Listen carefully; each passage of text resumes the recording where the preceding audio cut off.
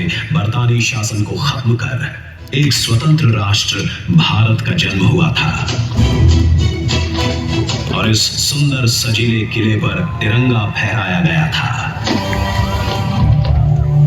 और ये भारत भूमि एक देश, एक संस्कृति, एक आस्था, एक पहचान के रूप में तो अटूट रूप से सदा विद्यमान थी, है और रहेगी। आदिकाल से ही इस भारत भूमि पर लोग आते, बसते, रहते और अपनी एक विशेष जीवन पद्धति और आध्यात्मिक सोच को विकसित करते रहे हैं। साथ साथ सदियों से कलाओं के सर्जन और वर्धन में भी भारत जन अपनी एक अलग छाप छोड़ते आए हैं। फिर चाहे शिल्प हो या मूर्ति, चित्रकलाएं हो या नर्तन, नाटक, संगीत की प्रदर्श कलाएं। सिंधु सरस्वती सभ्यता के प्रारंभिक काल से ही भारतवर्ष ने संसार के आध्यात्मिक पटल पर अपनी सार्वभौम पहचान और अस्मिता स्थापित कर ली थी। धोलावीरा, लोथल, हड़प्पा, मोहनजोदाड़ो जैसी नगरपुर संस्कृतियों के बनने और बसने के साथ भारत भूमि में अंकुरित हुआ सनातन दर्शन, जो आत्मा परमात्मा के अद्वैत का संदेश लेकर संपूर्ण विश्व पर छाने लगा। इस आध्यात्मिक सोच ने कई मतों और 6 दर्शनों को भी जन्म दिया और हमेशा से अनेकता में एकता को मानने वाला देश संसार के सामने एक अद्भुत उदाहरण बनता हुआ आगे ही आगे बढ़ता रहा। कालांतर में इस जनतंत्र पर बाहर से आए आक्रांताओं और भीतर ही जन्मे भीतरघातियों की नजर लग गई। आपस की एकता टूटने और जनमत की अवहेलना के कारण देश की एकता खतरे में आ गई और हजारों मील दूर बैठी एक विदेशी सत्ता ने 200 साल के लिए भारत की सत्ता पर अधिकार जमा लिया।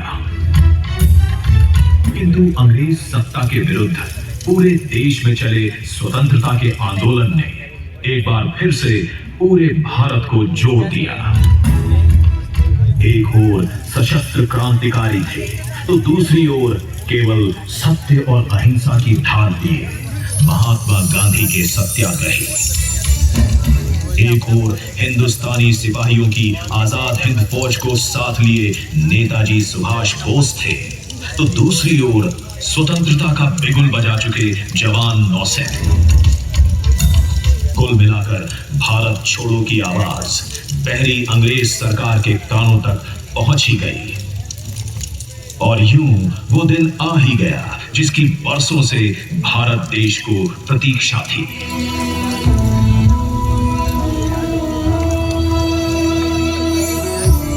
स्वतंत्रता प्राप्त करना जितना महत्वपूर्ण था, नए नए स्वतंत्र राष्ट्र के लिए एक नूतन मार्ग प्रशस्त करना और उसकी अखंडता को अक्षुण्ण रखना। सौभाग्य से डॉक्टर राजेंद्र प्रसाद के संरक्षण और डॉक्टर भीमराव अंबेडकर के मार्गदर्शन से लोकतंत्र की जननी धरती ने अपने लिए जनतंत्र को ही चुना। जनता की सरकार ने देश की बागडोर संभाल ली।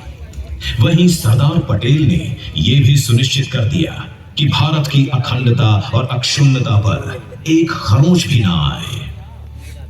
दुनिया के सबसे विशाल जनतंत्र भारत में पिछले 76 सालों में अलग अलग मतों, दलों, गुटों से आए 14 प्रधानमंत्रियों ने स्वतंत्रता दिवस के दिन तिरंगा फहराया है और देश के जनगण से बात भी की है। किंतु इस नई सदी में एक नया युग भारत में शुरू हुआ। वर्ष में केवल एक बार लाल किले की प्राचीर से या कभी कभार जनसभाओं में और किसी आपात स्थिति या युद्ध काल में रेडियो टीवी से जनता से बात करने की बजाय हर महीने ही जनता के मन मानस की बात सुनने और अपने मन की बात जनगण से करने की एक नई परिपाटी रच डाली। सन 2014 के मई माह में प्रधानमंत्री की शपथ लेने के 5 महीनों के अंदर ही प्रधानमंत्री श्री नरेंद्र मोदी जी ने यह समझ लिया था कि अभी तक देश में नेता तो माइक पर बारंबार बहुत कुछ बोलते आए हैं, किंतु जनता के दिल की बात सुनने और उनसे अपने देश की बात करने के अवसर और मंच बहुत ही सीमित होते हैं। इसीलिए 3 अक्टूबर 2014 को आदरणीय प्रधानमंत्री नरेंद्र मोदी जी ने एक नया काम शुरू कर दिया। रेडियो के माध्यम से देश की जनता से सीधे जुड़कर मन की बात करना। टीवी और कंप्यूटर के युग में रेडियो क्यों? कुछ लोगों ने पूछा, किंतु माननीय मोदी जी जानते थे कि खेत में जुताई करता किसान, सियाचिन में देश की रक्षा करता जवान और सुदूर सागर में जाल फेंकता मछुआरा भी रेडियो से कभी दूर नहीं होता। इसीलिए जनता से पूरी तरह जुड़े एक गरीब घर में जन्मे पले बढ़े जननेता मोदी जी ने रेडियो जैसा सीधा सादा सस्ता साधन जन जन से जुड़ने के लिए अपनाया।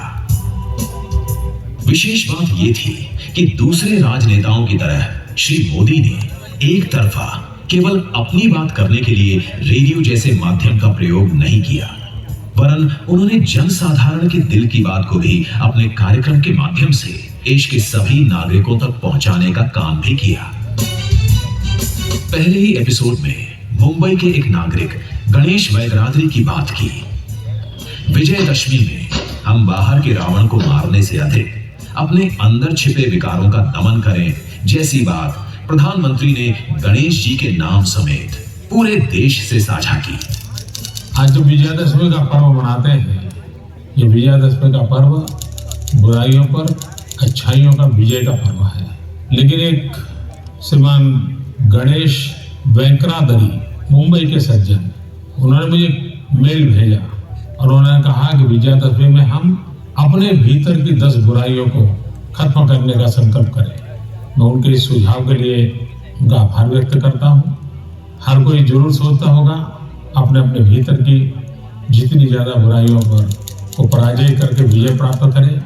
लेकिन राष्ट्र के रूप में मुझे लगता है कि आओ विजयादशमी के पावन पर्व पर हम सब गंदगी से मुक्ति का संकल्प करें और गंदगी को खत्म कर करके विजय प्राप्त करना। विजयादशमी के पर्व पर ये संकल्प कर सकते हैं। उनके इस नए अंदाज ने पूरे देश के मन को छू लिया। अब तो हर गांव, बस्ती, शहर, महानगर में मन की बात सुनने के लिए लोग समूहों में जुटने लगे और एक दूसरे को जुड़ने, समझने का और बात मुलाकात का एक नया ही मंच देश भर में बनने लगा। एक और तो माननीय मोदी जी देश को आगे ले जाने के लिए नए नए रास्ते खोज रहे थे, वहीं दूसरी ओर वो उन बातों को किसी सरकारी आदेश से नहीं बल्कि स्वयं अपनी आवाज में एक व्यक्तिगत अपील के रूप में देशवासियों से साझा कर रहे थे।